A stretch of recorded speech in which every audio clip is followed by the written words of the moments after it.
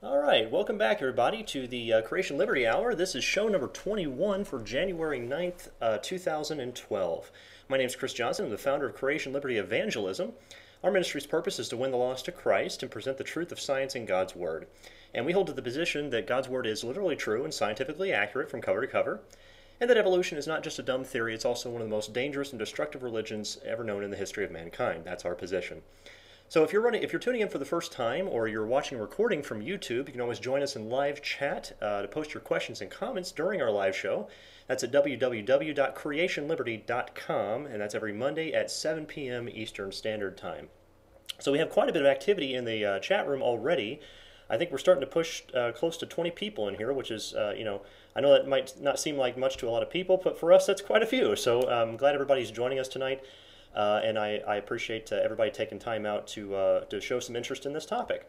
So anyway, real quick announcement. We have a new article on the website about some of the supposed contradictions in the Bible. If you just go to our main page and click on the picture of Mr. T, you'll know the one I'm talking about when you get there. You can read all about that one. So I'm going to just make that a quick announcement. We're going to get right into this because I'm very excited tonight. We're going to have Josh from California join us. We're going to discuss the chart I designed for our website. And I'll bring Josh on in just a moment. But first, if you're watching this from our podcast page live, I put a link in the chat window below, just right below the chat there. You'll see the yellow link, and that'll open up that chart for you, and it automatically opens up a new window so it won't disrupt your what you're viewing on the stream and on the chat room. And if you're watching a recording from YouTube, I'll have the chart linked in the description so you can click on it there if you want to follow along. So right now, I'd like to go ahead and I want to welcome Josh from California. Josh, welcome to the show. Hey, how's it going, Chris? Hi. Let me see if I can turn you up here because I didn't have you loud enough. That's my fault. Okay. You still there? Yep, you hear me now? Okay, that's much better. Okay, we can hear you loud and clear now. And I appreciate you joining us today. Would you go ahead and take a minute and just tell everyone a little bit about yourself and your beliefs, where you're coming from? Oh, sure. I am a student of philosophy at California State University, Fresno, in the Central Valley, the wonderful, vibrant Central Valley.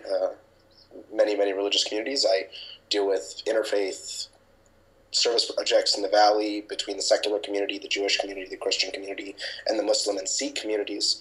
I'm looking to pursue a PhD in philosophy, focusing on contemporary issues in bioethics. As far as my own belief systems go, I sort of address each individual version of God as I hear it brought up in argument, because I believe that individual assessment of the properties that each individual argument attempts to attribute are important. And also, I have yet to hear one that I don't reject. So I consider myself an atheist on the grounds that I reject all versions of God that have been presented in argument up to this point. So. Okay. Fantastic. I appreciate that. So now everybody gets a little idea of where you're coming from, and I appreciate you coming today. I've had some difficulty finding someone who has been willing to come on and go through this chart with me, so I really appreciate you coming and doing this today. Sure. So basically, I know that you've already answered some of the questions for us just in your basic description, but I'm just going to go through these one at a time, and we'll go through and discuss each one as the conversation goes. So the first question I have to go through, I know you've already answered, but are you an atheist? Sure. Yes. Yes. Okay. Yes. All right. We'll go with yes. So just to clarify, you believe that God does not exist, correct? Yes. Okay. So now the next question would be: can we know anything with certainty? And this is where I get in trouble with the philosophers, but I'll go with yes here too. You'll go with yes. Should I? Well, basically that leads to the next question I was going to ask. How can you know something for certain? Like just as with certainty. I mean, this is something that would be, we can know this with absolute certainty. How did you come to know that? Well, it depends. What object of knowledge are you curious about? 1 + 1 = 2 is listed on the chart. Mm-hmm. So 1 + 1 = 2 we know because we have an understanding of the way that whole integers work, such that 1 is 1 unit greater than 0, mm-hmm. and 2 is 2 units greater than 0, such that having 1 unit and then having a second unit is 2 units greater than 0. This is a priori knowledge, Kant would say. Okay, and so we know that certainly. Yeah, that would lead us to the next question. How did you prove that 1 + 1 = 2? Basic set theory. Would you want to explain that for everybody so we can put us all Sure. on the same page? Well, it's kind of hard if you don't have the math background, but the short version is every set of numbers in this case, I want to talk about a set that has three numbers. It has the number 0, the number 1, and the number 2, such that n plus 1 equals 2, where n is 1. Now, I should just pull up my set theory guideline. Basically, the idea is that we already have these innate concepts of numbers. Kant argues that at length that the number 1 is an innate concept, and the number 2 is an innate concept, and many of these things are the preconditions of geometry. In fact, Plato argues that too. But basically, that the concepts are innate, that we already have them. Okay, so what's your? I mean, and you have to help me now. If I don't have this correct, you have to clarify for me. But basically, what you've said is that like I said, this chart, by the way, I forgot to mention at the beginning of this, I'm open to correcting this chart. If there's something I need to add to it or take away or do something like that, I'm open to do that. I just haven't had anybody correct me on it yet. There are a couple of things, but they're not where we are right now. So yeah, we'll get to those in a moment. And this might be a section that we might do this on, to where you're basically... when I ask, how did you prove that 1 plus 1 equals 2, what you basically said was, well, we just know that it is. And even if that were the case, that basically would be saying, if you were to ask me, how do I know God exists? Well, I just know. So therefore, you would have to accept the same logic. No, I don't, because, well, there are a couple of reasons. One is that 1 plus 1 equals 2 is not an instantiated claim. All instantiated claims are claims that require evidence. So 1 plus 1 equals 2 is not a claim about something that exists or does not exist. A claim about things that exist or do not exist require evidence. So I have a brother named Stephen. I claim that my brother named Stephen exists. In order to demonstrate that my brother named Stephen exists, there's some standard of evidence. In order to make abstract claims, let's say the claim that if my brother Stephen exists, then my brother Stephen exists. That's not an instantiated claim. That's a universal claim. If some person exists, then that person exists. That's a tautology. Tautologies are constructed based on definitions. Mm-hmm. Definitions don't require external evidence. If you construct a definition of God such that the definition of God meant that God would always exist, and that God exists in the same way that universal claims are true. If God exists, then God exists is a true claim. Okay, so what you're telling me though but is not that a meaningful claim. Yeah, but what you're telling me though is that you can't prove that 1 plus 1 equals 2. Sure, you can. Well, based on the operating definitions that we have of 1, the operating definitions that we have of 2. That's what you're doing. Yeah, but I'm not asking about your definitions. I'm asking, how did you prove 1 plus 1 equals 2? Well, I say I have a concept of 1. I have a definition of 1. Number 1 being 1 unit greater than the number 0. The number 2 being, well, the number 2 is easier. Number 2 is 2 units greater, or 1 unit greater than the number 1. Yeah, but you're just telling us. All you're telling us is the definitions of them. You're not telling us how you prove that 1 plus 1 equals 2. That's fine. All you need is the definitions to establish that 1 plus 1 equals 2. Well, no, you don't. The conversation 1 plus 1 equals 2 is contained in the definition. No. Of what 1 is and what 2 okay, is. let's say somebody decided that 1 actually was what we know as 2. Then 1 plus 1 would not equal 2.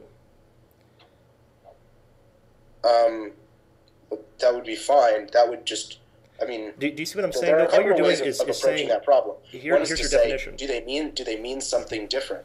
If they mean something different, then there just needs to be some reconciliation of language. There needs to be some semantic. Okay, I agree with you. There would have to be a reconciliation of language. That means there's something we would have to agree upon. So we would have to somehow prove that 1 is 1 and that 1 plus 1 equals 2.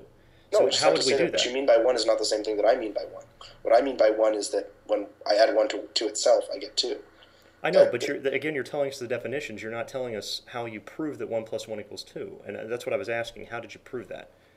Do you think that 1 exists independent of your definition of 1? Well, I don't know.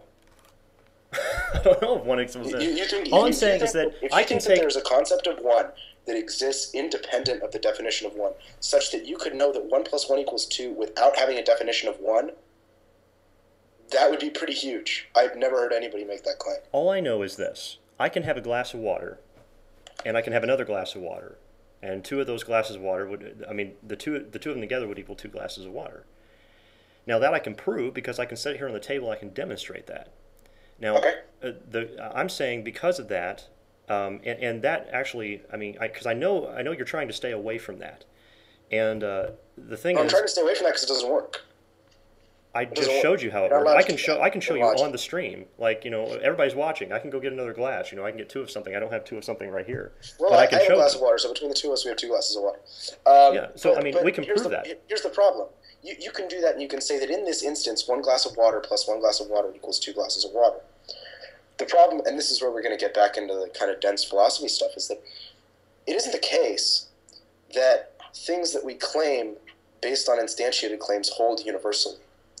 So I can claim that the table is brown, or I can claim that the wall behind you is white, and that the other wall behind you is white if you turned your computer. It doesn't follow from the claim that one wall is white and the other wall is white that all walls are white. You don't get to take 2 instantiated claims and make a universal claim.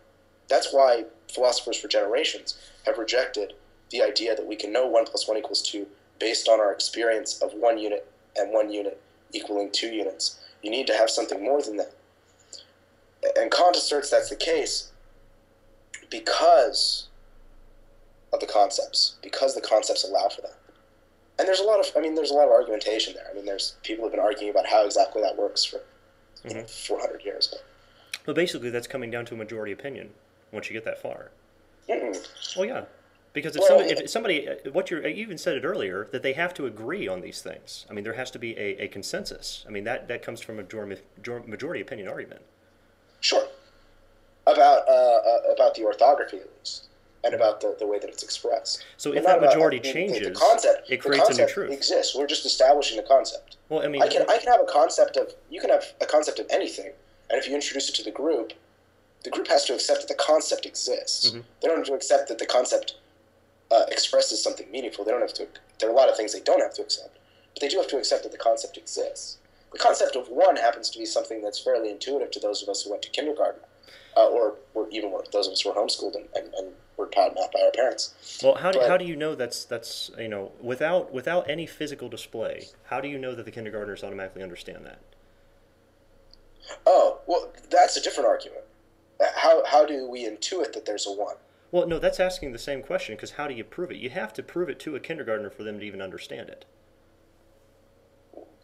Well, usually they're not going to get... I mean, I'm not going to sit a kindergartner down with Principia Mathematica. That probably isn't a great idea.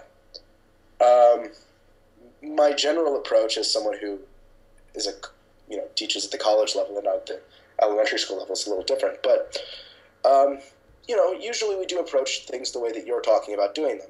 Now, here's the problem. We don't approach it in a way that's intellectually honest. Because I can present the same problem to a kindergartner.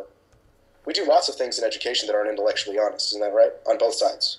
Everybody does that. I don't know. I mean, it depends on which classroom you're talking about.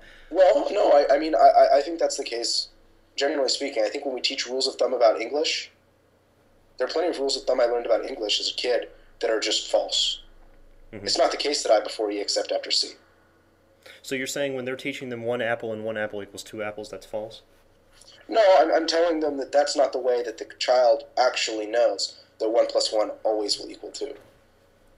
You're saying that a child knows that 1 plus 1, that's not how they know 1 plus 1 equals 2. You're saying that they inherently already know this?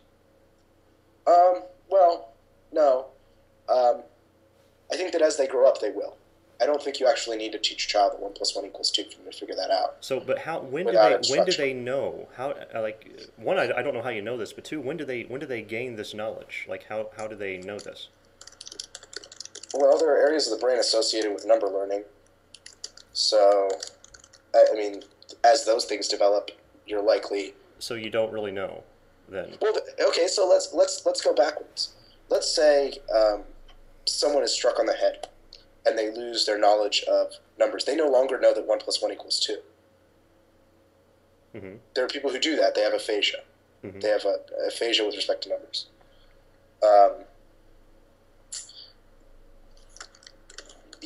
What does that tell us about numbers? Does it tell us that there's some structure in the brain that was contingent on knowing the numbers? Well, then how? Okay, let's say someone does forget that. You see, and that if someone hits their head and suddenly they don't remember that 1 + 1 = 2, well, then that thought was never inherently in them. That's something you believe, but that itself would prove that that's not true, and you have to prove to them that 1 + 1 = 2 for them to understand. No, it would prove that the learning is irrelevant to the acquisition of the number. No, because the person you said forgot it. The number's endemic to the neural structure, not endemic to the... Well, how do you know that just didn't affect their memory? And they just have to relearn it. Well, partly because brain lesions don't work that way. They do in extremely small, in young children. They don't work that way in adults because the brain is not as plastic when we get older. Now we're kind of closer to where I actually work, which is in Mm-hmm. brains.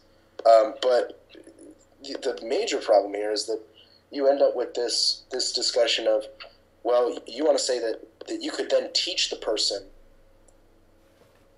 who has damaged Broca's area that 1 + 1 = 2, and you can't.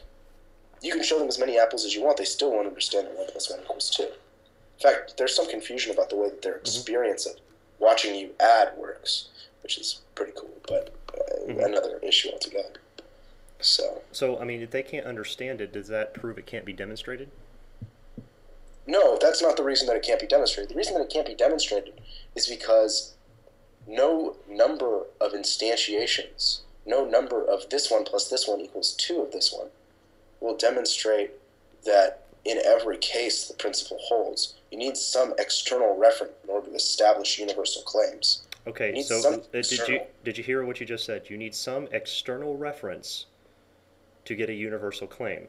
Sure, definitions. That's what definitions do. You have to prove it, though. That's what you just said, and that's what we're trying to get to. How did you prove? What external reference did you use to prove that 1 + 1 = 2? The definitions, which I provided. The definitions was not well. The definitions that you just claimed, you're arguing from majority opinion. This is what we all agree on that this means. So therefore, that proves it. I think you're misunderstanding the way that I'm discussing definitions. A definition isn't something that we all agree on. Mm-hmm. The definition is a thing that exists, that is expressed by a token. We can disagree about what the word means. Let's take the word cool. 50 years ago, cool meant not hot. Today, cool means something completely different. Did cool always mean something completely different, or did it become that way when people started using it that way? Did cool change its meaning? Yeah. Well, not change its meaning. Did it add new meaning? Sure. See, take the word meaning replenish. Necessarily accepted by the majority when it works? Let's say I grew up in Hilo in Hawaii, and I grew up using words like sick or vicious in ways that in the 1980s in ways that weren't conventionally accepted. Mm-hmm. Now, I'm still expressing a sentiment, even if I'm moved to Fresno. Mm-hmm. I'm still expressing a legitimate sentiment. The people there might not understand what I'm saying, but it isn't as though the word loses its meaning based on it no longer being the opinion of the majority. According to your definitions... That's not the way that the language games work. But according to your definitions, you can't prove that what you're saying means that because the majority is against you. You don't have an external reference which to give them. No, the referent is the definition. Okay, but you keep saying the that. Definition is a legitimate external reference. Do you see where we're going in circles here? Yeah. We're not. The issue is that you seem to be in the impression that the opinion of the community is what constructs the definition. That's not the case. Oh, but that's okay. Well, then what is the external reference then? The external referent is the mental content that the word expresses. Okay, so what you're saying is it's the definition of this exists because it exists. No, I'm saying the definition is a mental state that exists in the person. Okay, so what you're saying is that all people would automatically have to know this before they've learned it. And that would have to apply for all definitions. Are definitions learned? That's certainly not the case. Okay, so and I agree with you. No, you can certainly acquire definitions. Okay, so certainly you can acquire. I can acquire a definition of pi. In fact, I did acquire a definition of pi when I was a kid. You memorized 50 digits or whatever. You can acquire definitions of numbers by instilling the mental content that underlies the expressed token, in this case the symbol or the word cool. Now if someone doesn't have the token, if someone doesn't have the representation, then you have to explain it. You have to give them the representation. Okay, so how do you give representation for 1 + 1 = 2? What do you show them? Well, you can claim that we show them one apple and we say this is one apple. That's your claim, right? Yeah, I'm saying that you can physically show them. My claim is that doesn't work. Now my claim is that what you need to do is you need to actually be able to walk them through the set in order for them to have a real definition, a proper definition. Okay. You can have a working definition just by looking at an apple. You and I can have a working definition of 1 + 1 = 2 based on examples. But we don't have a comprehensive definition of 1 until we start talking about more complicated things like set theory. Because that's where the definitions actually come from. That's where the mental content actually comes from. Well, you're saying that people can just, without being demonstrated that 1 + 1 = 2, people just know 1 + 1 = 2. I mean, that's what I keep hearing from you. I think that's true. I think that's true based on the way that the number areas in the brain work. So what you're saying is that there are some people, but let's go further. So you have someone like Chomsky, who neither of us is probably going to like on politics, but someone like Chomsky says, well, there's an area in the brain that deals with syntax. That's actually a fact. There's actually an area in the brain that deals with syntax, and if it's damaged, then the ability to construct coherent sentences goes away. Well, basically, what you're saying is that we don't, and let me clarify this. We don't have to prove 1 + 1 = 2. I'm saying that when we express 1 + 1 = 2, we're expressing something that's intuitive, something that exists in the brain prior to it being learned as a child. Okay, so could I give you something else then? A comparison. If I were to say that we don't need to physically prove God exists, God is intuitive in the brain from the time you're a child, then you would have to accept that God exists. Well, you would have to walk me through the brain science there. If I was sitting down with somebody in my field and they said, okay, the experience of God is in the brain. So, I mean, that's what they would say. Say, okay, where? Let's talk about regions. Let's talk about what you're talking about. So people will say, morality. Patricia Churchland says, there are areas of the brain that deal with morality. Okay? So there are certain moral axioms that are intuitive, that exist in the brain. Okay. Okay, that's a claim, right? Yeah, she's claiming that, yeah. Okay, but in order for me to have a coherent conversation with Patricia Churchland about what that claim is supposed to mean, I have to say, okay, what areas of the brain are we talking about? How does that work? So when you say God exists in the brain, what does that claim mean? I'm curious. What does that claim mean? I don't know what that claim would mean. Well, then I would ask you the question. You're saying 1 exists in the brain. I don't know what that claim means. What claim? 1 exists in the brain. Yeah. Well, in the brain, I would say in Broca's area, you have exists a basic system for representing single abstract objects, such that you can apply concepts in the same way that color exists in certain regions of the brain such that it can be expressed when it doesn't actually exist in the real world. Color doesn't actually exist in the real world. It's something that we perceive based on the wavelengths of light. Yeah, but you can't imagine a color in your mind if you were blind all your life. I mean, explain yellow to a blind man. Some people can, actually. There are people who have forms of blindness that are non-neurological. So let's say as a child you were born without, not the optic nerve, but you were born without photoreceptors in the eye. You had your optic nerve, you had all the visual systems in the brain intact. Yeah, but Now, there's some you fun. see, here's what that's what you're missing, is that you say, oh, say you have this and this and this and this, and you're just missing this one thing, then this happens. No, no, I'm talking about someone who absolutely has no, I mean, the function, like their eyes were removed, there's nothing there. If You the can't. eyes are removed, you can still talk about color. You can still talk about it, but that doesn't mean you understand what it is. Sure. So you're no, that's not how it works.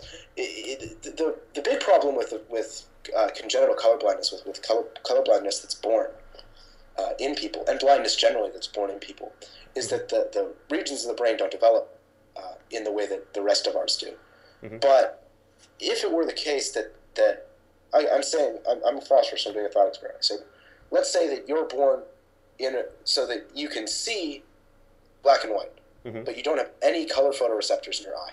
Okay. Okay? But your brain develops normally, otherwise normally, as though you could see color. It would be possible for you to have an understanding of color if, when you were 16, we induced a color experience. Yeah, but that's something that that wasn't really the parameters I was talking about. I mean, that added in some other aspects to it. But at the same time, I can make the argument. I mean, Helen Keller was blind and deaf, and when they finally got her to able to communicate, there's a story you can read about how they brought a priest to her and talked to her about God, and she was excited about it because she said, "I always knew God exists." It was already in her mind from the beginning. So would you also consider that the same thing? If there was a region that we were talking about, sure. Ramachandran loves talking about, Ramachandran, who happens to be an atheist, loves talking about religion in terms of regions of the brain in which religious experiences, noetic experiences happen. I'm certainly open to talking about things like temporal lobe. So my question, I guess, Epilepsy. would be, what would be the difference between what an atheist would consider a religious experience and what you're considering a concept of one? You have to repeat that. What would you say the difference would be between what an atheist would consider a religious experience that happened in the brain, like an example of Helen Keller, and the concept of one that you claim just happens naturally in the brain with some of the people that you've described in the experiments? I wouldn't say that there is a difference. I don't see that there is one. The difference is that So basically, you're not making the claim that God exists in the world, to the best of my knowledge, or the claim that God exists in the brain. You're making the claim that God exists in the world. That's a different claim. If you'd like to claim that God exists in the brain, that would be cool. We could talk about that. We could say people have these profound religious experiences such that they have these feelings, and this is a thing that we should talk about as though it were God. well, But Romans that isn't what 1:20 you're actually saying. says In fact, that. I think that's fairly contrary to your worldview. Romans 1:20 through I think 22 actually says that the people already have the knowledge of God, and when they knew Him as God, they acknowledged it. They didn't acknowledge Him as God, and so He gave them over to reprobate mind to do those things which are not convenient. So the Bible does say that the people already have the automatic concept of God and reject Him anyway. But the thing is, it still comes back to the issue that if those would be on a same parallel, then because according to I mean, if you're going to compare the God issue like in that respect, I mean, I would say that. Oh no, I lost my thought. See, this is why I'm supposed to be taking Okay, notes. but okay, so let's say that people have a concept. I mean, Yes, I will okay. actually grant you people have a concept of God. I don't know what that concept is. Most people can't give me a coherent concept when I ask for an argument. But I will grant you that most people have some conception of a thing that they've given that token to. Here's the problem. So just like It doesn't follow from the that you've fact given that that they have the idea. It doesn't follow from the fact that you have the idea. It doesn't even follow from the fact that you have a coherent definition of the idea, that the thing actually exists. It doesn't follow. I have plenty of coherent ideas, and many of them are just not true. Many of them are ideas of things that don't actually exist. I could have I have concepts of things, cartoonists have concepts of things that they see, but those things don't actually exist. You get into, Russell's teapot and things like that. But it's also based on things that they have picked up from their senses. It's always replications of things they picked up from their senses, whether they mix it back and forth or not. And so what you're starting to get into here is if it's just a concept that they've pulled from their brain, just like you're doing here, there had to have been a way that you prove that 1 plus 1 equals 2 in the same respect. Otherwise, you can't prove it. If there's a concept that they pulled from their brain? Sure, the concepts are, if I make a claim, oh, all right, well, let's try something. Is it the case that all unicorns have one horn? No. Why is it not the case that all unicorns have one horn? Well, because, define unicorn. Unicorn has for centuries... Now we're going to get in trouble. Why are you allowed to reference a definition? Don't you have to reference your experience? No, because a unicorn has always... I mean, for many centuries, unicorn has always been referred to the rhinoceros. I'm not sure whether you're talking about that or you're talking about some sort of mythical thing. Well, I mean... And then if you are talking about... You have to reference a definition in order to establish the claim, do all rhinoceroses have one horn? That's a universal claim. I thought you were talking about in the real world, because we're doing that based on the census. See, I can prove to you that some rhinoceros have one horn, some rhinoceros have two. But at the same time, if you're going to claim a unicorn as if the mythical creature with all the magical fairy dust around it that a lot of people are aware of, that depends, because, as you can say, well, you can draw them in all sorts of ways. Well, that's true. But at the same time, you have to understand that the horn has come from a concept that they've physically seen, and the horse has come from a concept they've physically seen. So a lot of this stuff, whether it's colors or whether it's all these imaginary, creatures they make, a lot of this stuff has been pulled from things they have seen and just put together in the way they wanted to arrange it. So the question still comes back around to that, even though they're using their senses to pull these things into their mind, I would like to still answer the question: how did you prove 1 plus 1 equals 2? With reference to the definition, which is what you need in order to establish what we both think is a pretty simple question. Yeah, I'm not against using the definitions. I'm just saying that you still haven't proved it to me yet. I can show you the rhinoceros, but you can't show me 1 plus 1 equals 2 unless you're going to use a physical concept. No, my question isn't, does a rhinoceros have a horn? Does a unicorn, does a referent object have a property? My claim is, do all members of a group have a property? Which requires a definition. Even if you showed me a rhinoceros and said this rhinoceros has a horn, this rhinoceros has a horn, that would only establish the two rhinoceroses in a larger group of rhinoceros. But we're now going backwards, because I told you I'm not against using the definitions, but you have to have something in order to prove that the definition is true. I don't understand how a definition can be false, unless it's just unconventional. Explain to me how a definition can be false. Well, I mean, if you're just going to put a definition on something, if I want to say, I mean, like you said, you're agreeing to concepts. I'm trying to get the way I can explain this to you. If you're just going to agree, have everybody agree on the concept, I mean, well, you're just going from majority opinion at that point. You're not really coming from that you proved something was true. Just as just in science, like for example, where they taught for hundreds of years that big rocks fall faster than little rocks because Aristotle says so, and they found out that not to be true because someone proved it not true. It didn't matter how many people thought it was true. They proved it in a specific way. And so that's what I'm asking for, is the proof. I'm not asking for your definitions. I'm asking for the proof. Okay, can you do proof without definitions? Can you do proof without definitions? Can we establish a proof such that both of us are going to accept deductively without some concept of definitions? Are you and I going to be able to agree on a proof of the claim all unicorns have one horn? Well, let me put it this way then. If that's the question you're going to ask. If the answer is, let me get back to my original point, because Sure, we are actually moving forward, even if you think we're moving in circles. One sec. Mm-hmm.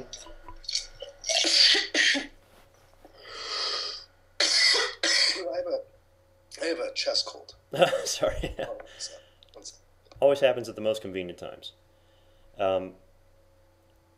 But he's going to take a second there, and I just want to address the chat room real quick while we got a moment. Let's see here. Haven't seen too much. It seems like when people, because I turned off the spamming options in the chat room, what happened is that we had a whole bunch of people spamming our chat room last time, and about nothing could be seen. So I turned on a slow mode, and it seems like once the spam got turned off, nobody wanted to say anything. So let's see here. I'm looking for a few things. Are you ready again? Yeah, I'm back. Okay, so go ahead. My point is this. My point is that if depending on the way that we set up the definitions, the claim all unicorns have one horn is either going to be a claim about rhinoceri or it's going to be a claim about things that have one horn. And if it's a claim about things that have one horn, then we don't need an external referent. And even if we wanted one, I couldn't give it to you. And 1 plus 1 is of the later sort. Yeah, but you still haven't proven it. You see, the thing is, what you're claiming there when you said that, we talk about something with one horn, well, you have to have something to reference to in your mind of something that has one horn. There's something that you've seen, there's something, some concept or combination of concepts that you brought in via your senses to even know that something can have one horn and call it a unicorn. So the thing is, if you want to, argue from that, you've got to be able to prove how you know that 1 plus 1 equals 2.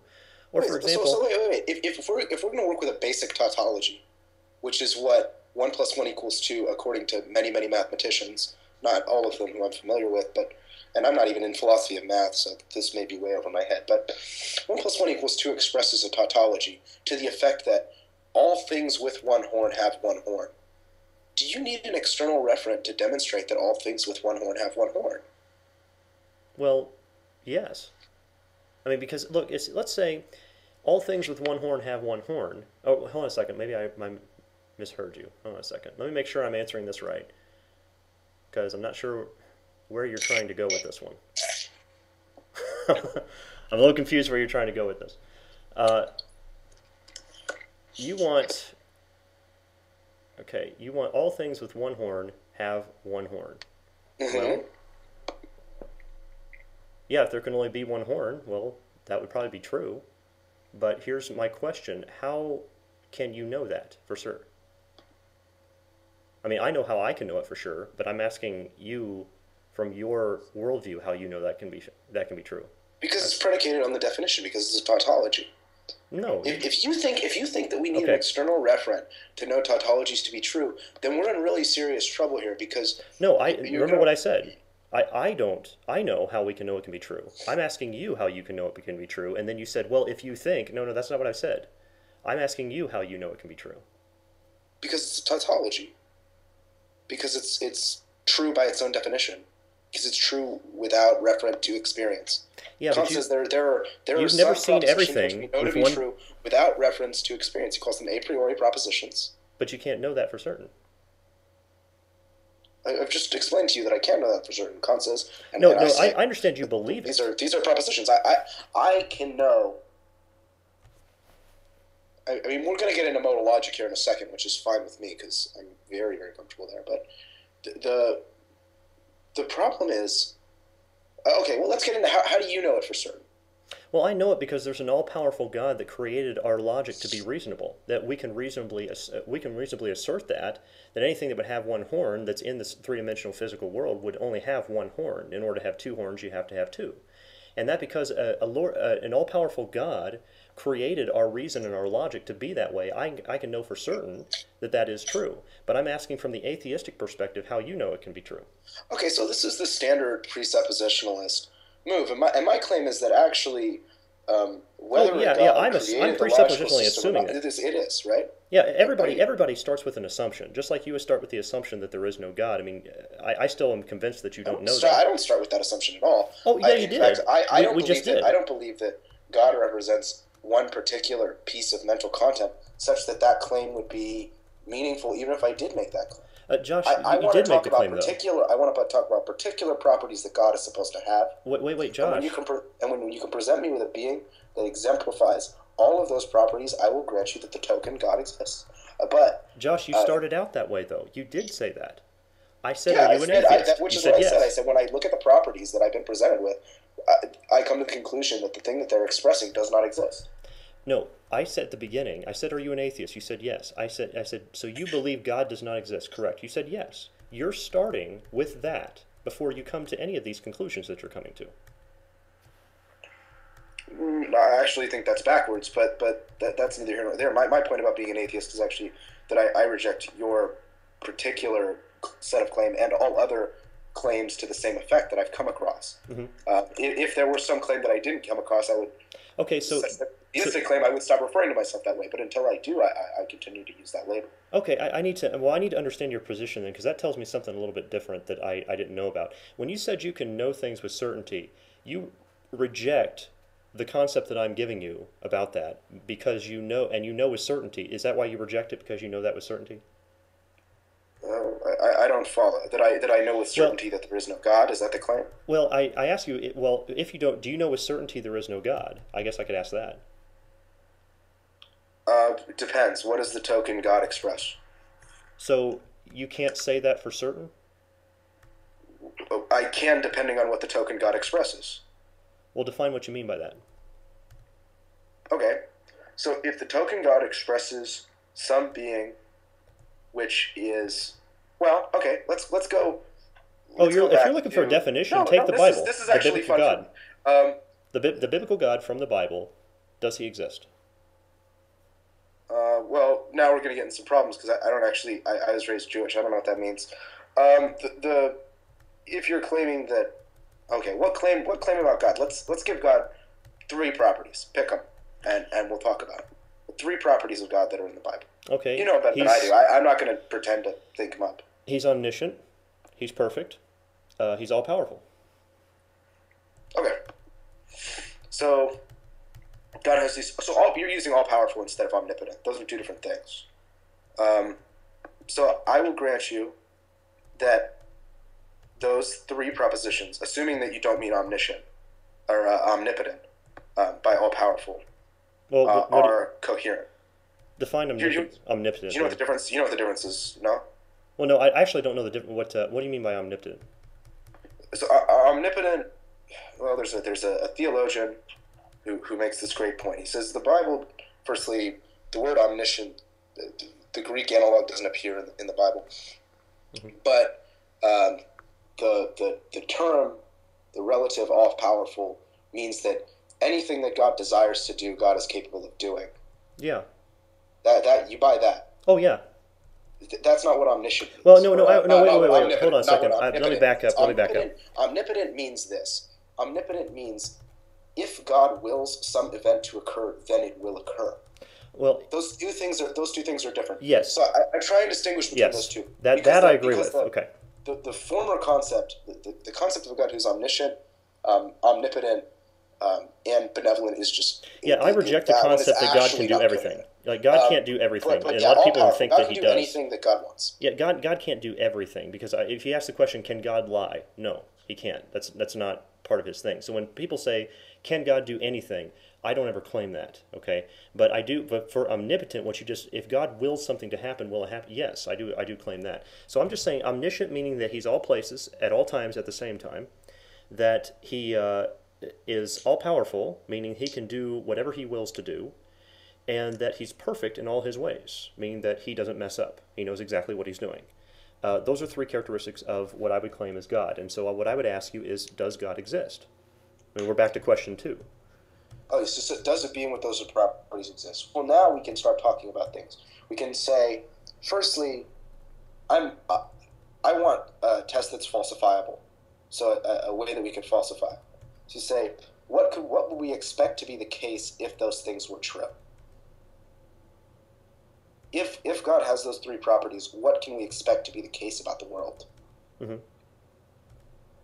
Can you think of anything off the top of your head? I actually can't right now. Well, how do you... I mean, blame it on my cold. When you're talking about testing, now you're going into the scientific field. And when you're dealing with science, sure, but I'm speaking hypothetically. Yeah, but you're still going into something testable to make sure this is true. Well, I mean, and I don't mean to be jumping around back and forth, but at the same time, that's completely the opposite of what... I mean, you're now claiming the opposite with God of what I asked you about the 1 + 1 = 2 thing. No, it's almost like that... We've established our definitions. Here's the difference. No, we didn't establish our definitions.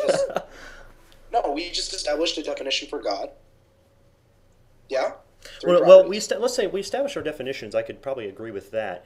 But what we didn't do is explain how we even know that's the case. That our definitions are true? Yeah. Again, you're going to have to explain to me how a definition can be false. Well, and that's the thing. Definitions are definitions. Definitions don't have truth value. What you're appealing to definitions express the relationship between a token and a piece of mental content. Okay, now I see. You're appealing to absolute logic, that there's certain laws of logic that cannot be, undone. So which is basically why you said we can know things with certainty. But my question is how do you know something is certain. Oh, wait. So let's go back, because the first part of that statement I actually don't think is true. Um, the idea that I appeal to absolute logic. Uh-huh. I don't know what you're referring to when you talk about absolute logic. This is the same problem that I have with psi and other people who use this presuppositionalist line. Uh-huh. They say there's this thing that's called absolute logic. I say, okay, what are you talking about? What constitutes a law of absolute? What constitutes to you a law of logic? Can there be a logical fallacy? If it applies to me, and it'll help us qualify what we mean by absolute. Does absolute mean that it holds in all systems? Well, absolute meaning it's absolute. That means it's unchangeable by mankind. You can't do that. So the question is there logical fallacies? Now, if you say, well, yes, there's such thing as a logical fallacy, then you believe in a logical absolute, something that cannot be changed by mankind. That's not true. No, because I can say that. Well, here's. Well, wait a second. I thought we established our definitions. No, it's. I mean, if our definitions are established, I thought that's what we're. It's not the case that if you say there are logical fallacies, therefore the same logical fallacies will hold in all circumstances. That's not true. There are logical fallacies that don't apply to formal logic, that apply to informal conversations. Begging the question isn't a logical fallacy in formal systems. It's called standard tautology. And it's allowed. It's not allowed in formal arguments. It's rejected by Aristotle. Now, there are plenty of fallacies that exist with respect to the system. The same thing is true of laws of logic. What Seitan Bruggencate or what Cornelius Van Til would refer to as laws of logic. Now, if they can give me a law of logic that they want to talk about, and there are two philosophy professors whose paper I'm reading right now, they say there's a law of logic called the law of non-contradiction. Mm-hmm. Say, okay, what are the properties of the law of non-contradiction? Can we conceive of logical systems in which the law of non-contradiction does not hold? Mm-hmm. Yes. Those systems exist. Paraconsistent logic, intuitionistic logic, they exist. Law of non-contradiction then is not applicable to all systems. You can say, yeah, but it applies to the actual world. Okay, now we have to have a real discussion with people who think that that's not true either, though I tend to think it does. The problem is that you can't say that laws of logic, you can't say that the laws of logic are absolute until you qualify what you mean by absolute. And I don't think you've done that. I want to hear how you do it. Well, I'm just saying that, my position still is that there is a God that makes our logic and reason absolute. It makes the reason of things. If there is a law of non-contradiction, that means something can't be one thing and be another at the same time. It has to be, just where, I'd have to try to give an example of that. But, certain things, if I have a glass of water here on the table, this single glass of water that I'm holding on the camera here cannot exist here and where you're at the same time. That's a contradiction. So if we're going to believe in that, okay, we have to explain how or why we accept that as true. And my position is that there is a perfect, all-powerful, all-knowing God that created our logic and reason to be able to reason those things out. But from the atheist perspective, I'd like to know how they can know any of that for certain. Well, I mean, apart from the fact that there's a phenomenal German theist, medieval German theist named Leibniz, who actually talks about why it's the case that the glass that you're holding can't also be the glass that I'm holding. And he does it, by the way, totally without reference to God. He says that because the glass that you're holding is determined, its existence is determined by the properties that it has. And those properties that it has, in turn, constitute, one of those properties is its spatial relation to the rest of the universe, including the glass that I'm holding. Okay, so the now monad of the glass that you're holding. What you're doing... Again, it's a property of the definition. It's a property of the definition that the glass that you're holding can't also be the glass that I'm holding. It's a property of identity. The definition that we have of the way that identity works. So basically what you're doing, though, when you're saying that the glass you're holding or the glass you're looking at or things like that, you're using your senses to determine how you can know something for certain. No, I'm actually not. That's exactly what the gentleman did. I'm actually referring to the way that spatial identity works. And I would say The glass, well, I mean, there are a lot of arguments here, and we've only got, 10 minutes left. Yeah. So I'm not going to be able to jump into all of them. But I'd be happy to come back and do an entire sure, you can come back. On the modal reference stuff if you want. But the problem here is that you're making reference to definitions, intuitionistic definitions, and saying then that our experience justifies the definitions. No, not the case. It's the other way around. It's upside down from what you're seeing. Then what you're arguing, there's a wonderful dialogue, and I again, we kind of talked about this before when you and I were talking without not on the show, but there's a dialogue between Locke and Berkeley, and not an actual dialogue, but if you read the literature between the two of them, and Locke holds your view that in order for us to form concepts, we have to have an experience of the world, right? That's the view that you're espousing, yeah? Well, no, I just wanted you to listen for just a moment what you just said. You said definitions do not make the experience, but it's the other way around. Well, what you're claiming here is that there would have to be innate knowledge from the start to understand all the experiences around us. Not all of them. Some of them, yeah.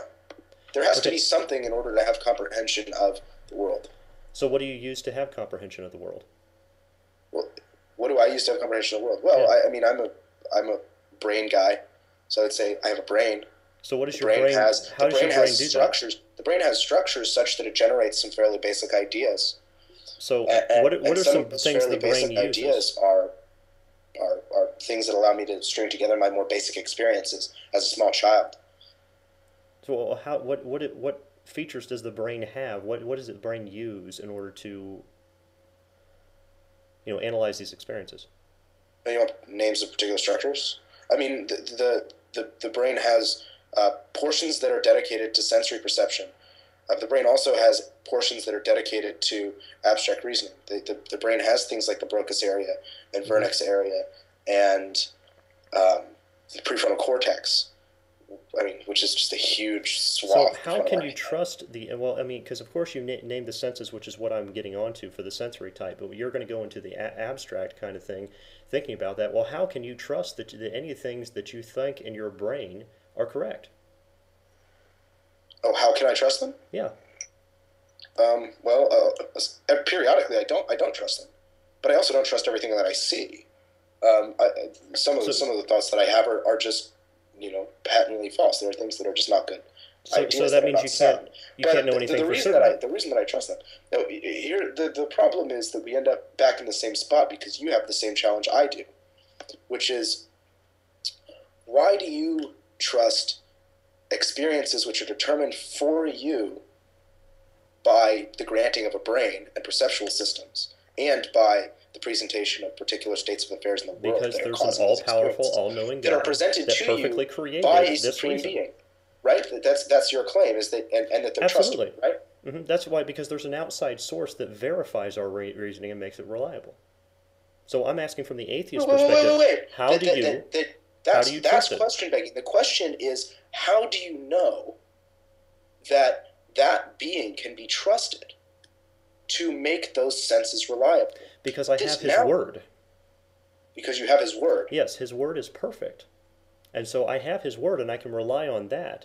And therefore, if he created us in his image and likeness, I can make sure that my reasoning and logic can be relied upon in order to make those judgments of those experiences. But I'm asking from the atheist perspective. I mean, that was the topic of tonight's discussion. I want to step back here because this gets into a real serious problem. If that is your justification, there is a problem here with Descartes' demon. Descartes' demon is that there is something that could induce experiences such that all of your experiences would be determined by the demon, which, according to your account of God, is true of God also. But that we couldn't trust those experiences, not because they aren't coherent. In fact, we would expect them to be coherent if the desire was for those experiences to be trusted. Okay, well, that's something that you can't take the word of an entity that entity is trustworthy.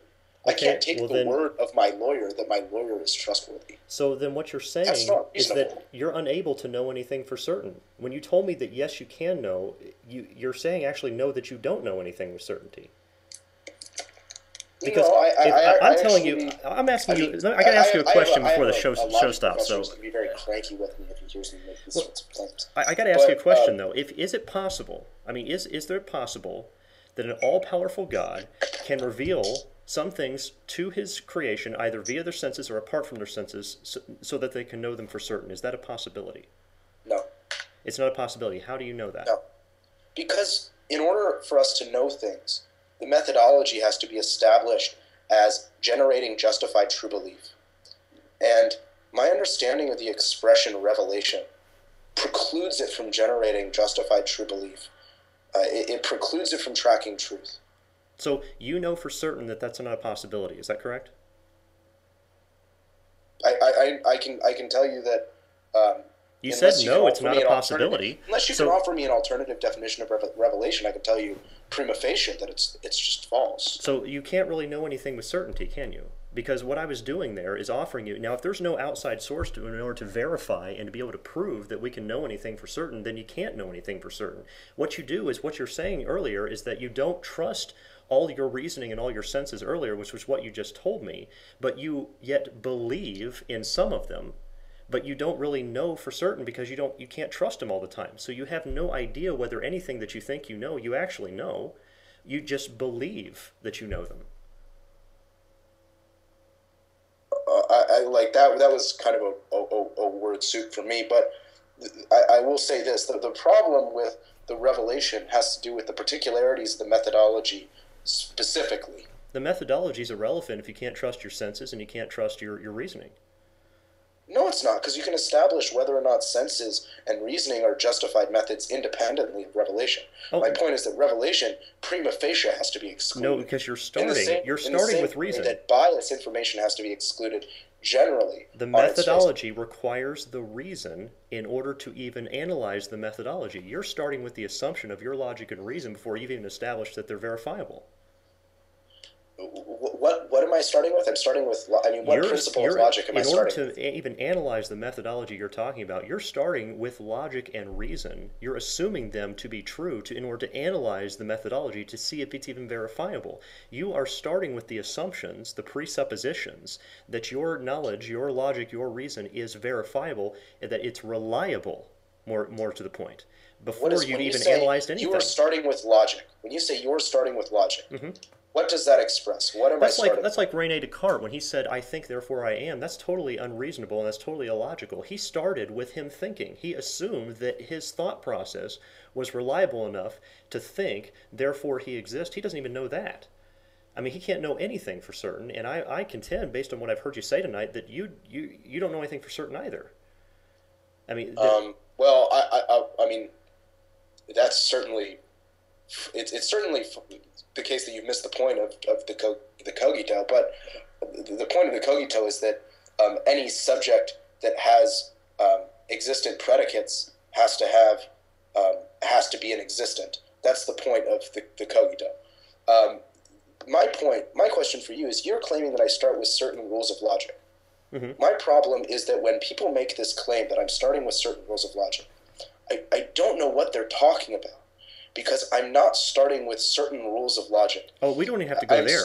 The rules of logic that I use are properties of various logical systems. There's a thing called predicate logic, and it has these rules. They're not things that exist independently of those systems. What law of logic are you talking about such that it applies to all systems? But you just said these rules, these logical rules that apply, but you see, you're already assuming the knowledge and reason to be able to reason those out before you've even established that your knowledge and reason is reliable at all. I don't. They're properties. They're properties of the system. If we start playing a game of chess, the rules of chess are a property of the game of chess.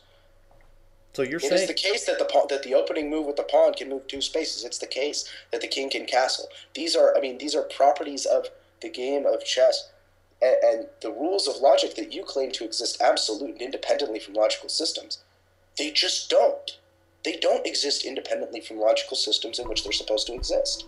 So what you're saying? So I want to hear Do you believe that there's a rule of logic that exists independent from any system of logic?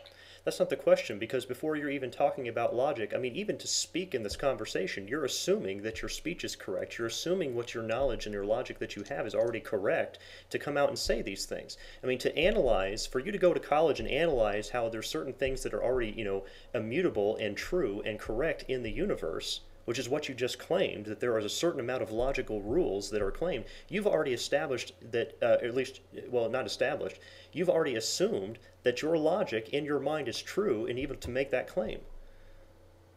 You're missing the reference. You said that these things are true in the universe. How do you analyze my claim logic? Was that they're not true in the universe. How do you analyze logic? Within the context of its system or in the context of some other system. No. How do you in your brain analyze logic? Do you use logic to analyze it?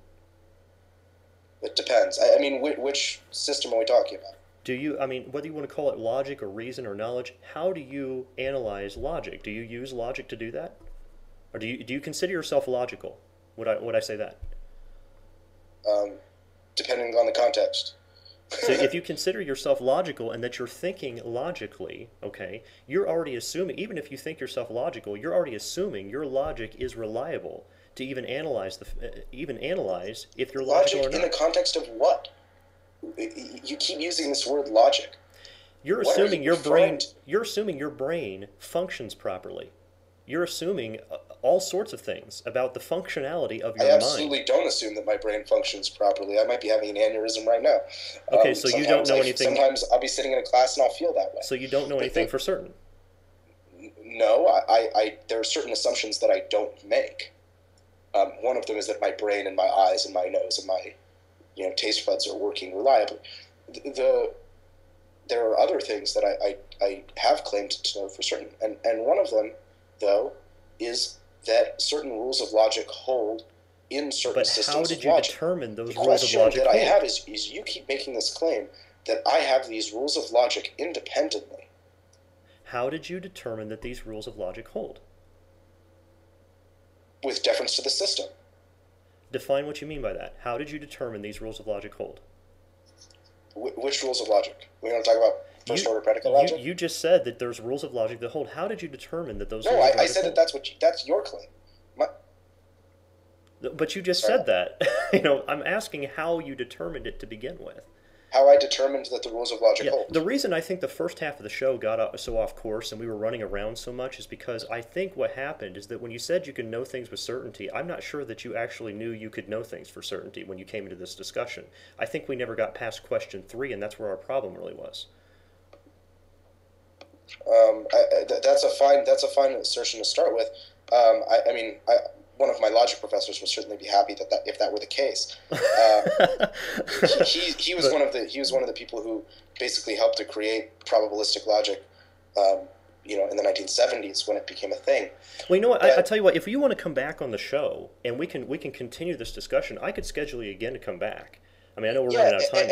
I'm fine with coming back on the show. The thing that I want to clarify though is the next time we come back, I really want to have a definition of what logic is. Because I don't think we're talking about the same thing, and I think that's where I get confused with the presuppositions. Well, I mean, just asking this question, just taking a couple more minutes. How do you know your brain works? How do you know your brain works properly? I mean, let's do it on that.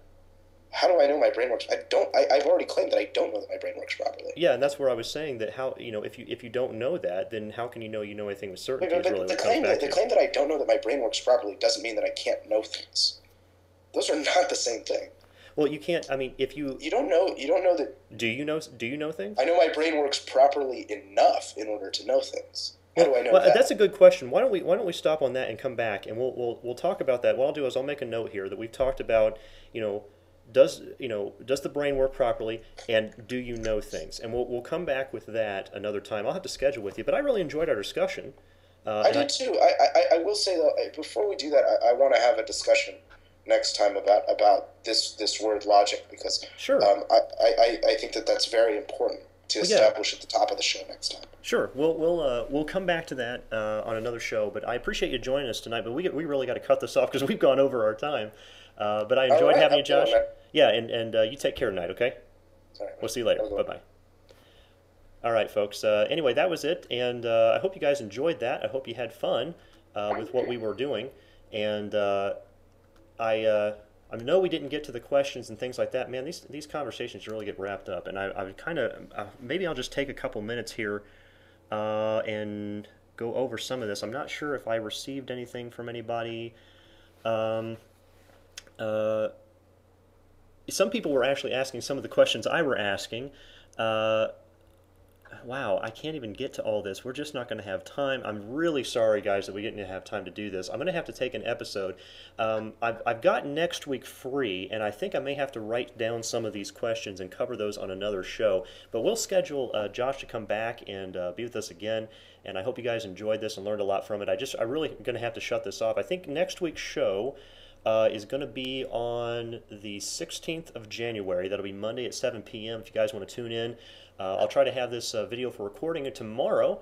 So you guys can watch that and analyze some of those things. But I appreciate everybody that joined us, and we got to really take off now. So anyway, you guys have a nice night. We'll see you next time.